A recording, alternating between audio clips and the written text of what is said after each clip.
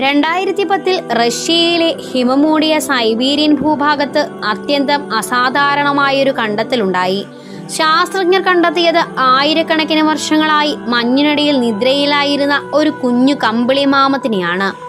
ഏകദേശം 1 ടൺ ഭാരവും 39,000 വർഷം പഴക്കവുമുള്ള ഈ മാമത്തിന്റെ ശരീരം അത്ഭുതപ്പെടുത്തുന്ന രീതിയിൽ സൂക്ഷിക്കപ്പെട്ടിരിക്കുന്നു. അതിന് രോമങ്ങളും പേശികളും പോലും നിലനിൽക്കുന്നു. ഈ കുഞ്ഞിനെ ശാസ്ത്രജ്ഞർ യുഗ എന്ന പേരിലാണ് വിളിക്കുന്നത്. അതിന്റെ ശരീരത്തിൽ നിന്ന് അവർക്ക് രക്തം വരെ എടുക്കുവാൻ സാധിച്ചു.